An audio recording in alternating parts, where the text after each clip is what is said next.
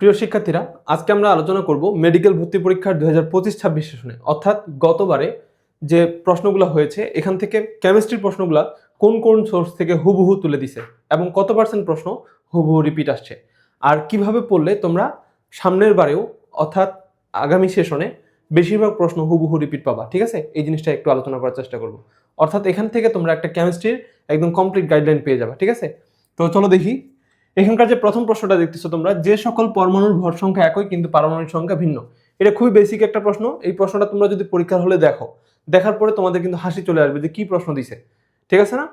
এরপরেও এই প্রশ্নটা কিন্তু একটা ব্যাপার আছে, কেউ যদি এই প্রশ্নটা কোনো কারণে ভুল করে ফেলে তার সিরিয়াল কিন্তু অনেক পিছনে চলে যাবে, 1000, 2000, 3000 পিছনে চলে যাবে।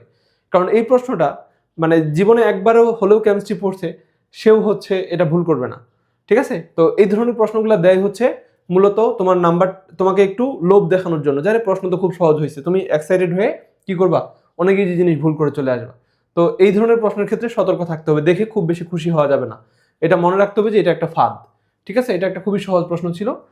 আর এই প্রশ্নটা আসছে কোথা থেকে দেখো, এটা ডেন্টালে 2020 সালে আসছিল, মেডিকেলে 17 সালে আসছিল, ওই প্রশ্নটা এখানে 25 সালে তুলে দিছে। ঠিক আছে, তো এবার আমরা পরের ম্যাথটাতে যাই।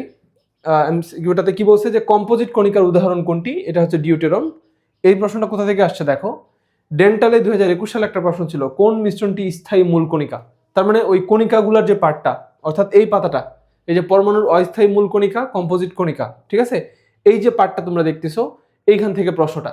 তো এখানে যেটা করছে যে টিচার যখন প্রশ্ন করছে তখন আগের বারের প্রশ্নটা খুঁজে বের করছে, করে দেখছে যে এটা তো এবার দিছি, তাহলে এবার এটা না দিয়ে এখান থেকে একটা প্রশ্ন দিয়ে দিই, মানে একই জায়গাটা থেকে তারা প্রশ্নটা তুলে দিছে। ওকে, এই যে আইসোটোপ আইসোবারের যে প্রশ্নটা দেখলাম ওটাও কিন্তু এই পাতাটার। ঠিক আছে, তার মানে তোমাদের হাজারি স্যারের বইয়ের এই যে পাতাটা দেখতেছো, এই পাতাটা তোমাকে একদম খেয়ে ফেলতে হবে। ঠিক আছে, এখান থেকেই তোমাদের প্রশ্ন এখানে তুলে দিচ্ছে। ওকে, তাহলে এই প্রশ্নটা হুবহু রিপিট না, কিন্তু এখানকার এরিয়াটা কি একদম রিপিট। ঠিক আছে, আচ্ছা, তারপরে প্রশ্নটাতে দেখি যে মারাত্মক দাহ্য পদার্থ কোনটি।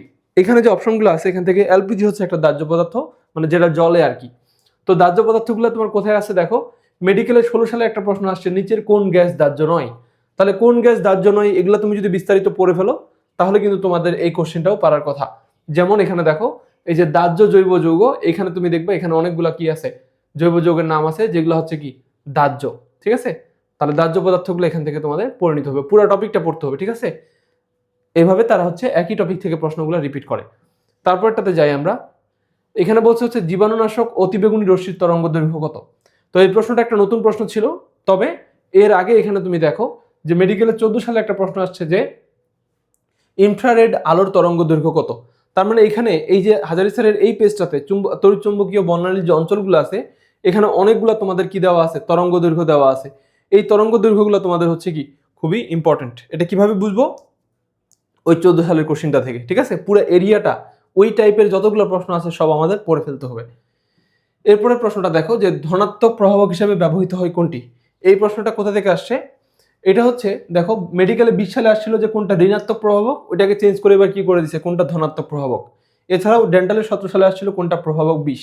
অর্থাৎ তোমাদের এই যে প্রভাবক, প্রভাবকের প্রকারভেদ, প্রভাবক সহায়ক ও প্রভাবক 20, এই যে টপিকটা আছে এইটার পুরোটা তোমাদের ভালো করে পড়ে ফেলতে হবে। এখান থেকেই প্রশ্নটা আবার রিপিট করবে। ঠিক আছে, হুবহু তুলে দিবে অথবা ওই প্রশ্নটার মতো আরো যে ইনফরমেশনগুলো আছে ওখান থেকেই প্রশ্নটা তুলে দিবে। এরপরটা দেখো যে ল্যাবরেটরিতে ব্যবহৃত H2S এর উপর পরিবেশের প্রভাব কি? আচ্ছা, এইটা হচ্ছে একটা ফালতু কোশ্চেন করছে, এই জায়গাটা নর্মালি আমরা তেমন কেউ পড়ি না। ঠিক আছে, এই যে মানব দেহের উপর প্রভাব, এই যে এই জায়গাটা থেকে আসছে আর কি, সালফিউরিক অ্যাসিডের কি কি প্রভাব আছে আর কি, এগুলো একবার করে তোমরা রিডিং দিয়ে রাখবা। ঠিক আছে, যদি মনে থাকলো থাকলো, না থাকলে নেই, এই ধরনের প্রশ্ন তোমার একটু কনফিউজিং আর কি। তারপরে দেখো, এটা হচ্ছে হাজারি স্যারের বইয়ের প্রথম অধ্যায় থেকে কোশ্চেনটা হয়েছে আর কি। ঠিক আছে, তো আচ্ছা, তারপরটাতে যাও।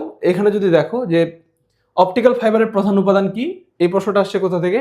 এটা মেডিকেলে 2018 সালে আসছিল, সেখান থেকে এখানে তুলে দিছে 25 সালে। ওকে, তো দেখো তোমরা যখন এই প্রশ্নটা পড়তে আসবা, বইয়ের এই পেজটাতে আসবা, এখানে দেখবা যে সিলিকন ডাইঅক্সাইড ব্যবহৃত হয় আধুনিক যোগাযোগ ব্যবস্থার অপটিক্যাল ফাইবারের প্রধান উপাদান রূপে, মানে লাইনটা একদম হুবহু তুলে দিছে।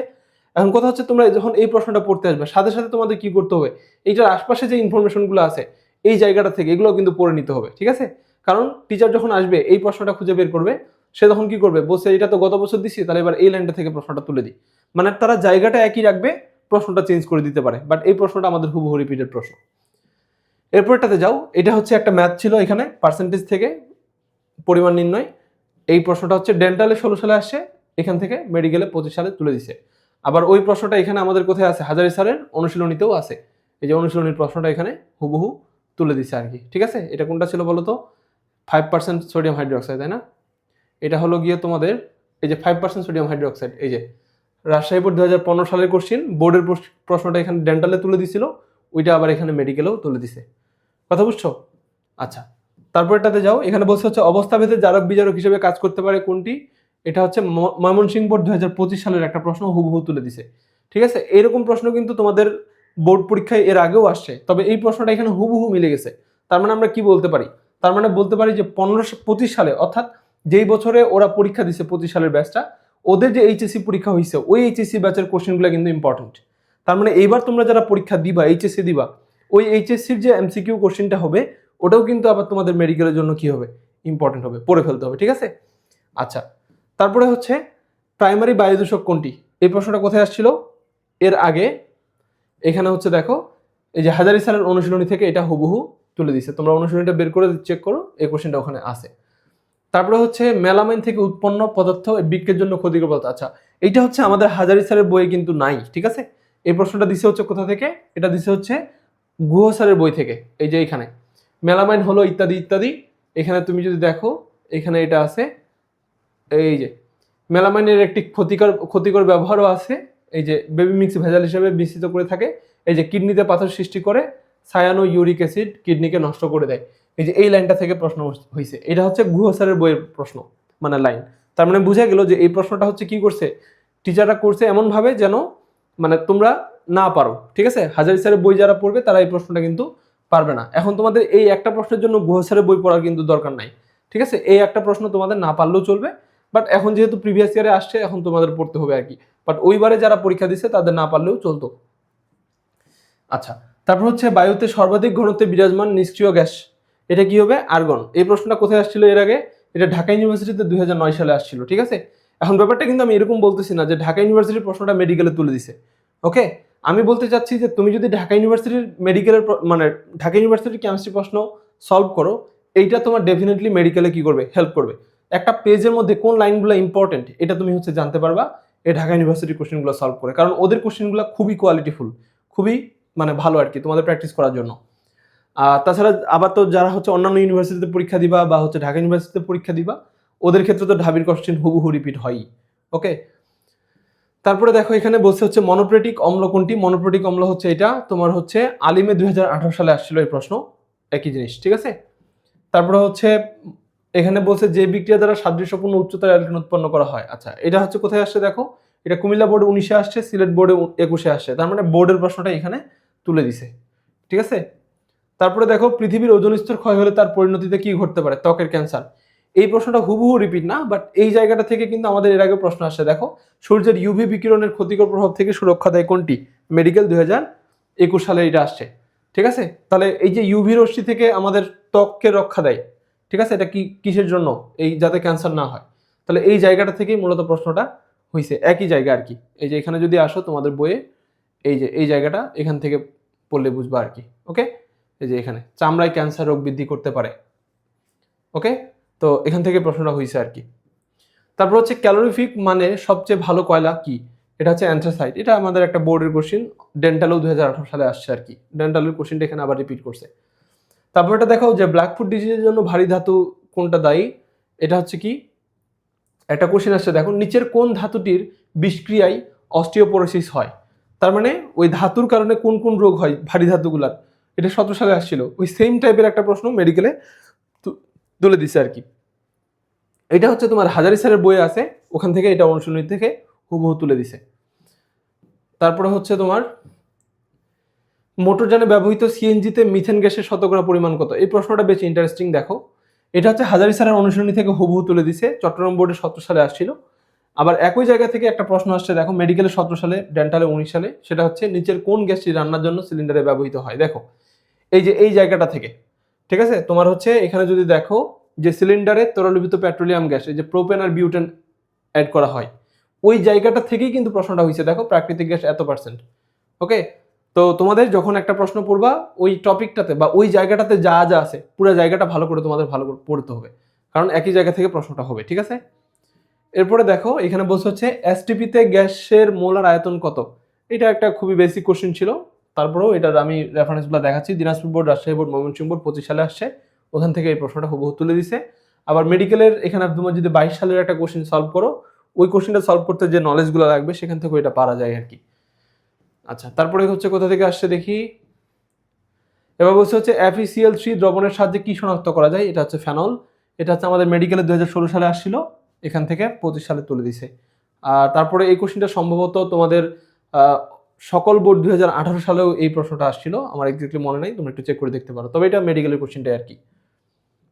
আচ্ছা, তারপরে যে প্রশ্নটা আসছে এখানে বলছে শুষ্ককারক ও নিরোধক পদার্থ উভয় হিসেবে ক্রিয়া সম্পাদন করে কোনটি। এটা হচ্ছে তোমাদের সকল বোর্ড 2018 সালের একটা প্রশ্ন, এখানে তুলে দিছে আর কি।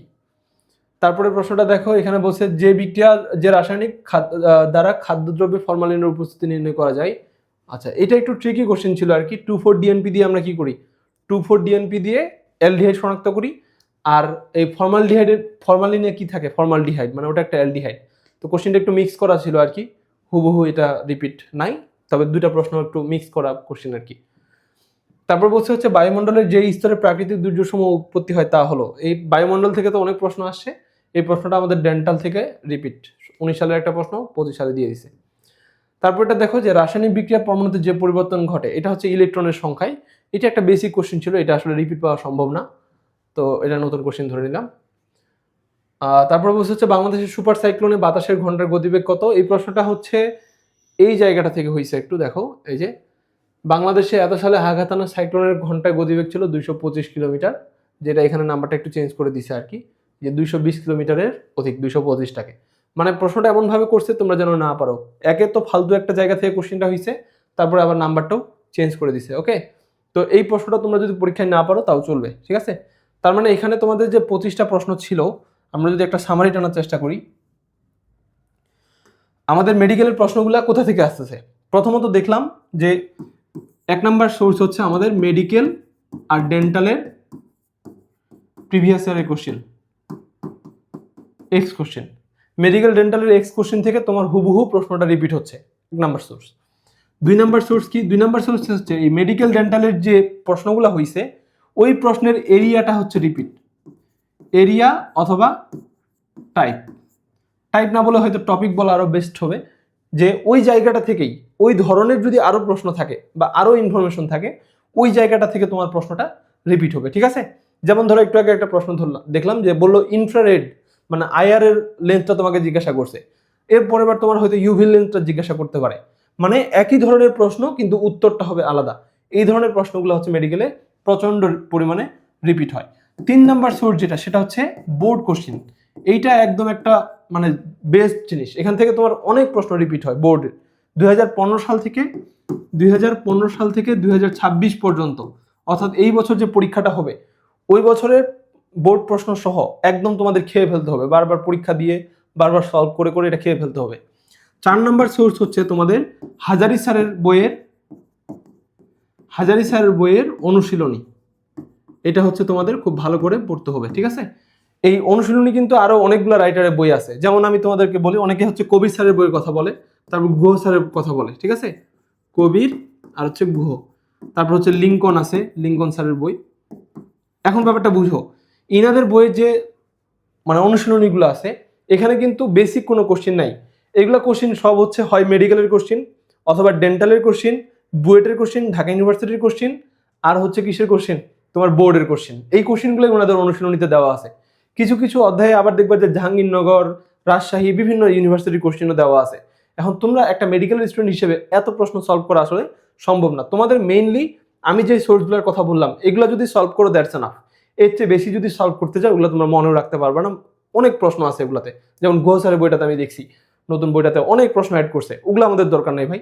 আমাদের মেইন হচ্ছে কি পড়তে হবে, এই যে এখানকার যে বোর্ডের কোশ্চেনগুলো অন্যান্য মানে রাইটারের বই যে অনুশীলনীতে দেওয়া আছে ওগুলো কিন্তু বোর্ডেরই কোশ্চেন। তো আমরা যদি বোর্ডের কোশ্চেনগুলো যদি একদম 15 থেকে 26 পর্যন্ত পড়ে ফেলি, তাহলে আর আলাদা করে আমাদের অনুশীলনী পড়ার দরকার নাই, শুধু হাজারি স্যারের অনুশীলনীটা পড়লেই হবে।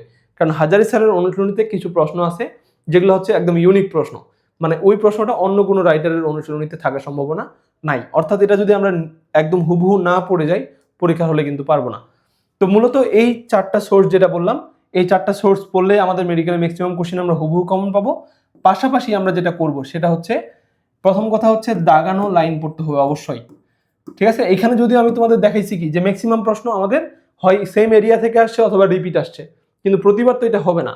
তোমার বেলায় অবশ্যই এক্সট্রা হিসেবে কি করবা, দাগানো লাইন পড়বা। তবে দাগানো লাইন পড়ার চাইতেও তারও আগের কাজ হচ্ছে তোমার এইটা কমপ্লিট করা।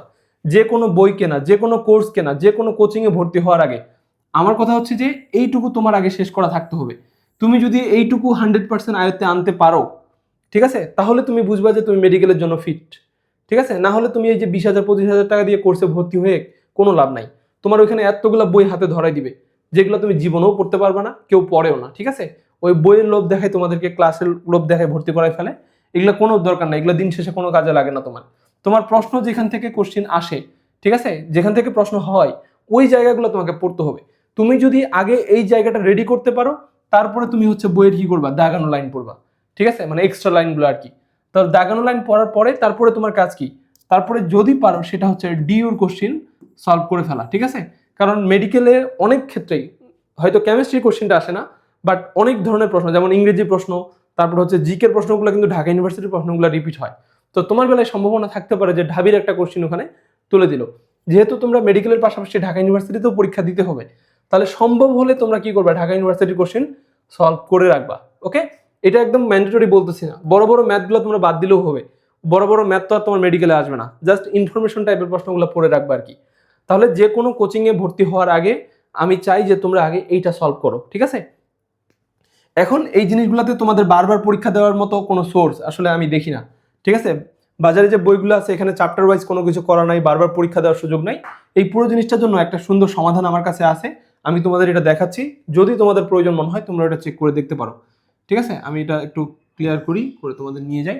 যে কোনো একটা ওয়েবসাইট থেকে গিয়ে তোমরা যদি হচ্ছে আমার এই যে কোনো একটা ব্রাউজার থেকে যদি যাই হচ্ছে,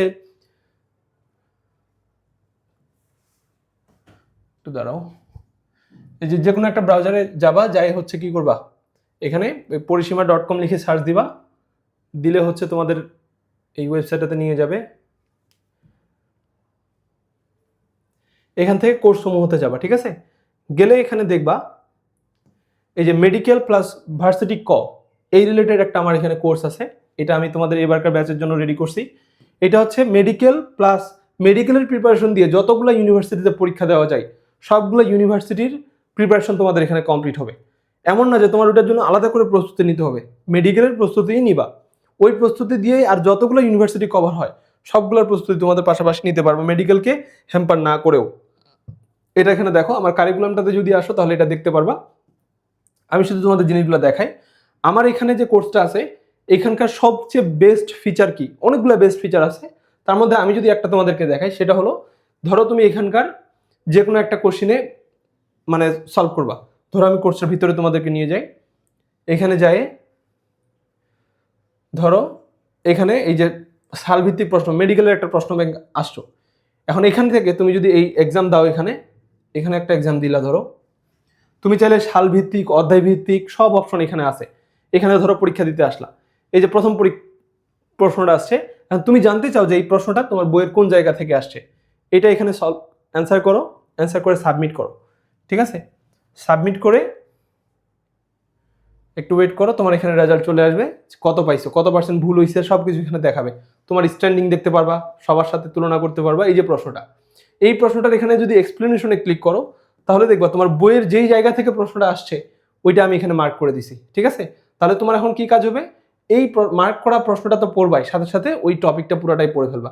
এই যে দেখো এখানে মেডিকেলে 19 সালে একটা প্রশ্ন আসছিল, এখানে 25 সালে আসছে, এখানে 22 সালে আসছে।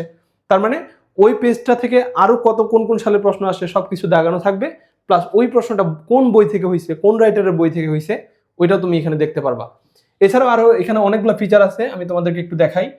ধরো তুমি বোর্ডের কোশ্চেনগুলো, যেমন কেমিস্ট্রি কোশ্চেনগুলো কিন্তু সব রাইটারের অনুশীলনীতেই আছে, কিন্তু কোনো অনুশীলনীতে কি নাই, একদম 100% প্রশ্ন দেওয়া নাই। ওরা ওখান থেকে পিক অ্যান্ড চুজ করে কিছু প্রশ্ন দিয়ে রাখছে। কিন্তু আমাদের মেডিকেলের জন্য কি করতে হবে, সবগুলো প্রশ্ন ভালো করে সমাধান করতে হবে, একটা প্রশ্ন বাদ দেওয়া যাবে না। এই জন্য দেখো তোমরা যদি একটু নিচের দিকে যাও, এই যে এখানে দেখবা যে কোথায় গেলাম, নিচের দিকে যাবা, এই যে দেখো এখানে হচ্ছে রসায়ন প্রথম পত্র দ্বিতীয় পত্র বোর্ড কোশ্চেন। এখানে একদম সবগুলা প্রশ্ন অধ্যায় ভিত্তিক দেওয়া আছে একদম সুন্দর করে। তুমি এখানে চাইলে এটাকে পরীক্ষাও দিতে পারবা, আবার হচ্ছে এখান থেকে তুমি বইয়ের মতো করে কোশ্চেন সলভও করতে পারবা প্রশ্ন আর উত্তর আকারে, ঠিক আছে। এই যে এখানে ভিউ রেজাল্টে গেলে এখানে তুমি দেখবা কি দেখাবে তোমার, এই যে দেখো এখানে প্রশ্ন উত্তর আকারে দেখাচ্ছে, এখানে এক্সপ্লেনেশন দাও। এই যে তুমি সাথে সাথে তোমার প্রশ্নটা কোথায় ভুল হয়েছে তুমি এটা মূল টপিক থেকেও পড়ে নিতে পারবা, প্লাস আবার কি করতে পারবা, এক্সামও দিতে পারবা, ঠিক আছে। এখানে তোমাদের কোর্সটা একটু চেক করবা অবশ্যই যে কোনো কোর্সে ভর্তি হওয়ার আগে, ঠিক আছে। আমি তোমাদের একদম মোটামুটি গর্ব করে বলতে পারি যে এই রকম কোর্স তুমি বাংলাদেশে আর কোনো প্ল্যাটফর্মে পাবা না, ঠিক আছে। তোমরা যে কোনো কোর্সে ভর্তি হওয়ার আগে আমার এই কোর্সটা একটু চেক করে দেখতে পারো, ঠিক আছে। আজকে এই পর্যন্তই।